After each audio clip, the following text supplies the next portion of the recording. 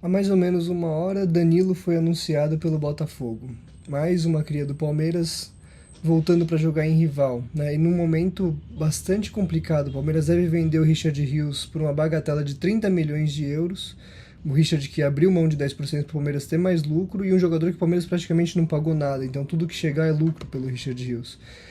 E sem um 8, o Palmeiras, o Botafogo que perdeu o Gregory traz o Danilo, o Palmeiras vai ter que correr no mercado para contratar alguém para o lugar do Richard Rios.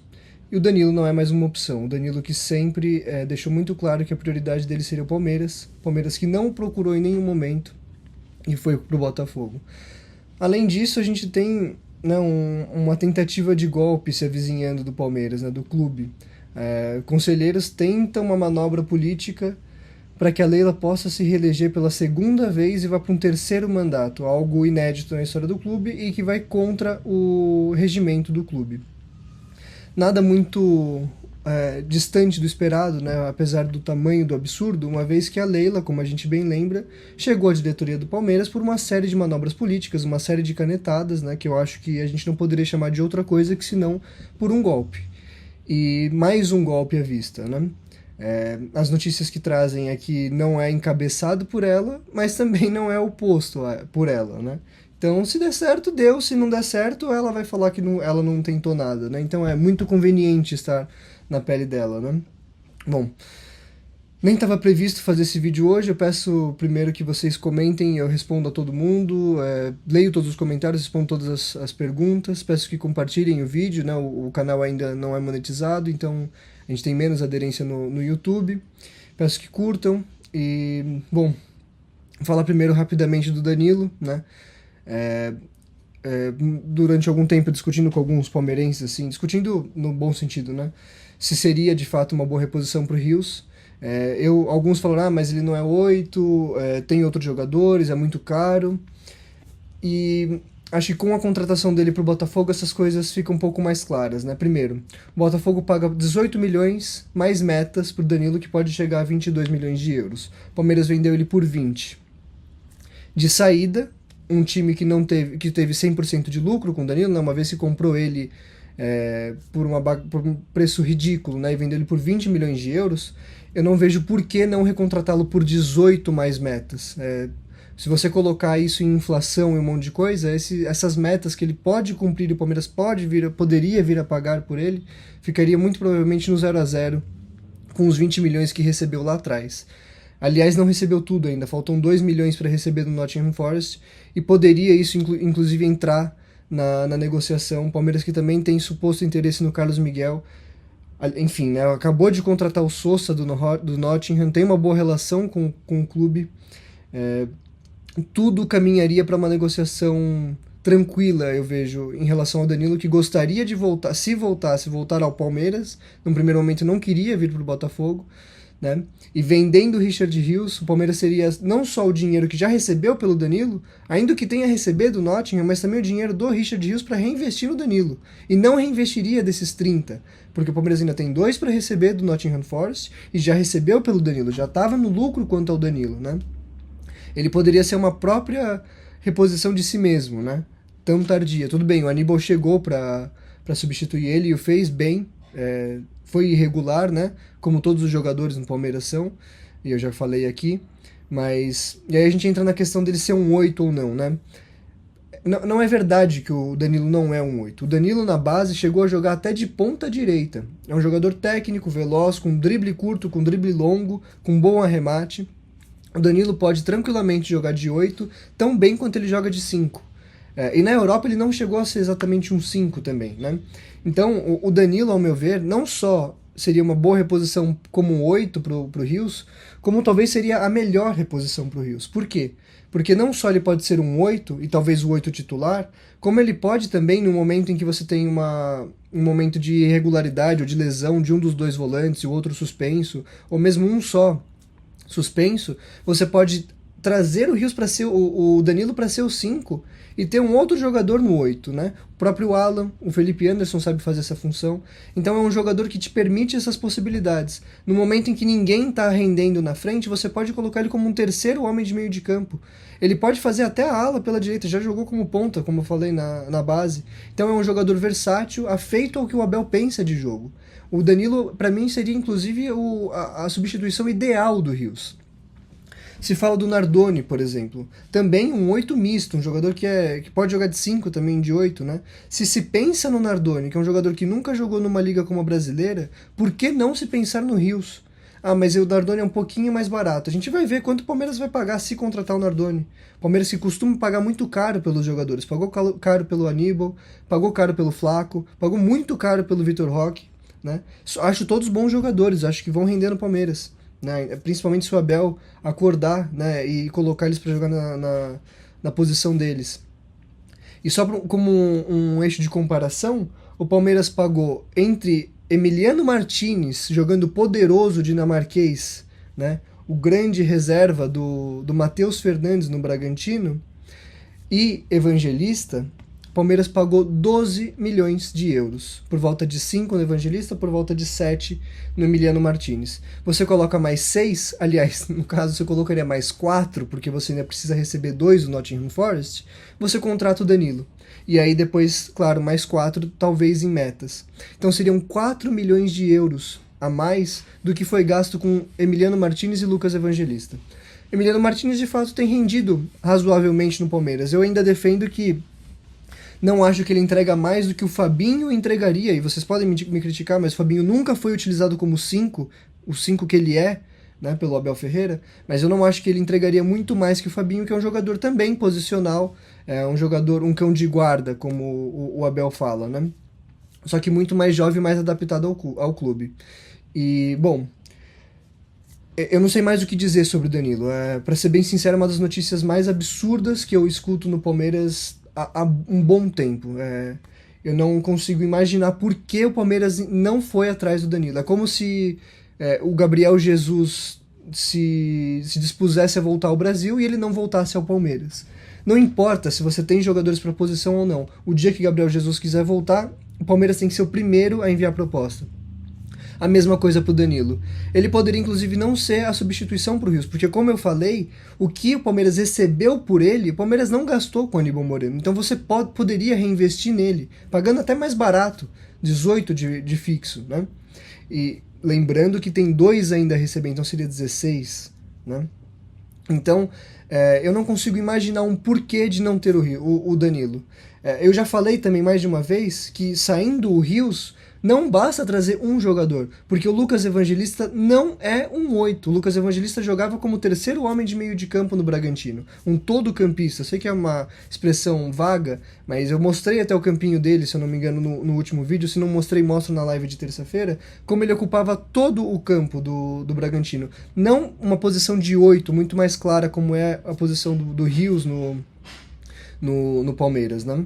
Então, o Evangelista não vai render onde o Abel quer colocar ele.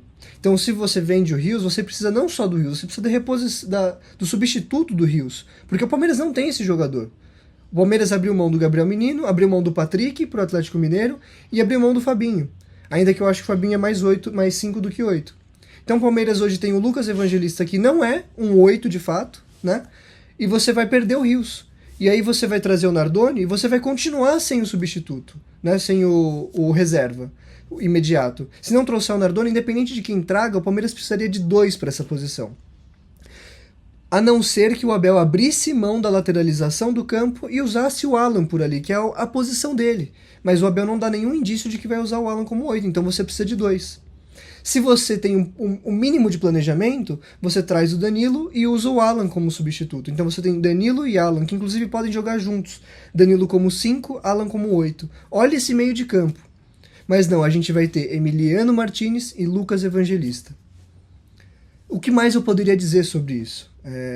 Eu acho que está claro por si só, não preciso nem analisar. É tão absurdo, é uma coisa tão inacreditável o movimento do Palmeiras no mercado, né? Eu analisei o mercado do Palmeiras, falei que ele não é de todo ruim, Mas nesse momento é tão absurdo que a gente não tem um substituto na lateral esquerda, a gente vai ficar sem 8 algum, a gente tem 2 5 de características diferentes, ou seja, se um machuca ou tá tomou cartão, a gente simplesmente vai ter que se adaptar ao estilo de jogo de um ou do outro. Porque o Palmeiras não tem um substituto para o Aníbal e não tem um substituto para Emiliano Martinez. Eles são completamente diferentes. E vai ter jogo que vai exigir um e vai ter jogo que vai exigir outro. A gente viu que foi o Palmeiras contra o Chelsea com um jogador que não era feito aquele tipo de jogo. Certo? Então, não tem mais o que dizer sobre isso. É absurdo, é absurdo. O Palmeiras não tem lateral esquerdo, o Palmeiras não tem 8, o Palmeiras tem 2 5 que não são um reserva do outro, são jogadores de características diferentes. Né? O Palmeiras não tem lateral direito para substituir o Giai. É o Mike, que o Abel já não considera mais lateral, mas teve que retroceder porque o Marcos Rocha não tem condição de ser titular do Palmeiras. O Gilberto não sobe, né? Mas enfim, eu já tô me prolongando a assuntos além do Danilo, né? É que realmente eu tô absolutamente indignado com o que eu acordei e vi nas notícias hoje.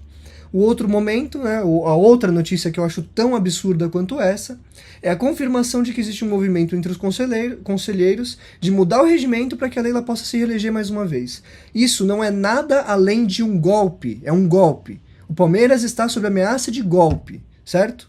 E a Leila entrou lá por algo que eu não consigo chamar de outra coisa que não um golpe. E por isso eu sempre fui contra a diretoria da Leila. Ah, mas financeiramente a diretoria da Leila é muito boa. Ah, desculpa, mas futebolisticamente não dá nem pra defender. A Leila não ganhou nada pelo Palmeiras, relevante, certo? E financeiramente, como eu já falei, dá pra discutir se é realmente tudo isso. Porque a gente tem superávit? Tem, muito pelas vendas da base. Só que o Palmeiras, no primeiro momento, isso é uma mentira, uma falácia. O que o Abel falou ontem na coletiva, nas coletivas do Abel, elas são... o Abel gosta de falar da narrativa do jornalista, mas ele é o maior criador de narrativas e de falácias em coletivas. Eu até entendo, o discurso de um treinador ele tem que ser em prol de proteger o clube, de proteger o grupo, né? Mas eu não posso deixar de falar que é uma falácia o que ele fala ali. Ele fala, o clube antes não tinha dinheiro e agora tem, e isso passa pelo projeto do clube. Isso é mentira. O clube não tinha dinheiro para investir antes, porque o dinheiro que a Leila emprestou ao clube, doou ao clube, virou dívida e ela cobrou cada centavo. E ela pagou essa dívida enquanto estava no seu primeiro mandato. Ao invés de contratar, ela pagou a dívida para si mesma, certo? É por isso que o Palmeiras não tinha dinheiro no primeiro momento. Não é porque o Palmeiras não tinha condições financeiras de investir, é porque a doação dela, por questões internas ao clube, por questões políticas, virou empréstimo e ela cobrou cada centavo no primeiro momento em que ela pôde. Então é mentira o que o Abel fala da organização financeira que deve ao projeto do clube. Isso é mentira, é uma falácia. Certo? E se avizinha um outro golpe, mais um golpe de Estado no Palmeiras, que está sendo tomado de assalto por essa diretoria que não tem nenhum sentimento pelo clube. Falei na live, o Palmeiras tem a Leila, que é vascaína, o Olivério, que é corintiano, e o Barros, que eu não sei para quem torce, mas com certeza palmeirense não é. O Abel, de fato, não nasceu palmeirense, a gente sabe muito bem, né? Então é um clube dominado por não palmeirenses.